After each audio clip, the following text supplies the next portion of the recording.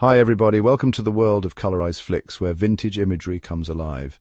Today, Colorized Flix brings to you Pillow Talk, a movie that never ages. It was one of the first, and certainly the most popular, of the early 60s bedroom comedy.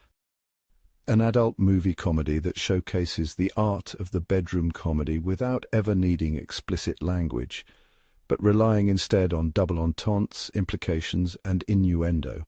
By 1958, Doris Day's career was on the downslide, and something drastic needed to be done to revive her career.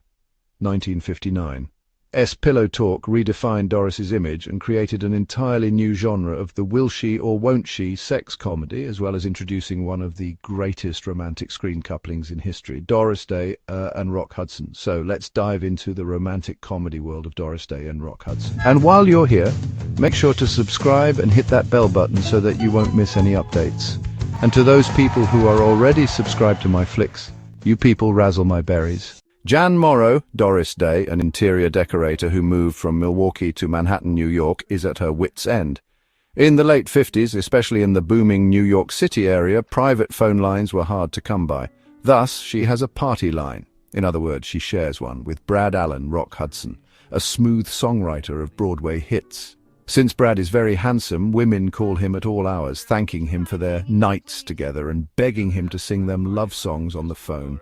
This exasperates Jan, for she needs to make business calls as well as personal. Arguing and pleading with him does no good, so she goes to the phone company with a complaint and a plea for a private line, but it backfires. They do not know each other, but Jan hates Brad since she needs the telephone for her business and cannot use it. When Brad meets Jan by chance in a restaurant when she needed help with a drunk client, but he knows if he flirts with her as Brad, he's dead in the water. So he poses as a naive tourist from Texas, named Rex Stetson from Texas, with a drawl. And since Jan has never seen Brad, she has no idea he is pulling one over on her. But oh, how she likes his looks and charm. The two begin to go out on dates, and Jan falls head over heels for Brad, and he seduces her. Incidentally, Jan's wealthy client, Jonathan Forbes, Tony Randall, a millionaire, trying to woo Jan, and he happens to be the best friend of Brad, and he comments to him that he feels an unrequited love for Jan, who is a gorgeous woman. Now Jonathan finds about a Rex Stetson and hires a private eye to find who Rex Stetson is. Now watch the movie and tell me what you feel. Pillow Talk is a delightful romantic comedy that improved my Saturday afternoon. This is the first time that I watched this movie, and Doris Day and Rock Hudson show a great chemistry, but Thelma Ritter steals the movie in the role of the alcoholic housemaid Alma. Pillow Talk is a movie that never ages. It was one of the first and certainly the most popular of the early 60s bedroom comedies. An adult movie comedy that never uses any adult words, relying instead on double entendres, implications, and innuendo. Both Rock and Day were brilliant in it. Back in those days, Rock was named the next Cary Grant, and it wasn't surprising. The 6'4" giant with a handsome smile and great charisma, this is the role he was born to play when you come down to it. Very rarely do you find a film where everything clicks all at the right place at the right time. Priceless dialogue, writing, acting, even bit parts. The sets are remarkable, if not unforgettable, after all these years. Rock Hudson was obviously very much at ease with Doris, both on and off screen, and his comic timing is also spot on. To quote Doris, what a marvelous looking man. Thelma Ritter and Tony Randall are both in top form, as well as the elevator man too.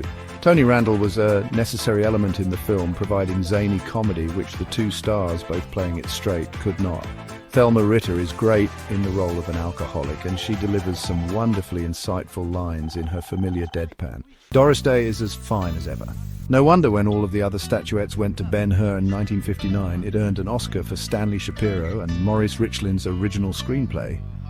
Incidentally, it also got 5 Oscar nominations, including Doris Day as Best Actress, her only such nomination. Pillow Talk was a movie that revived not only the careers of Doris Day and Rock Hudson, but also it revived the romantic comedy genre. It was a very big film, taking in 9 times its budget. Perhaps the most important thing to remember is that it's 1959, with the country about to enter an era of great change. Because of the film's vintage, not every element will play well today, but it is an accurate portrayal of the mores and assumptions of its time. This film, with its daring use of split screen and snappy screenplay, which won an Oscar, pushed the envelope so much that it really had people talking.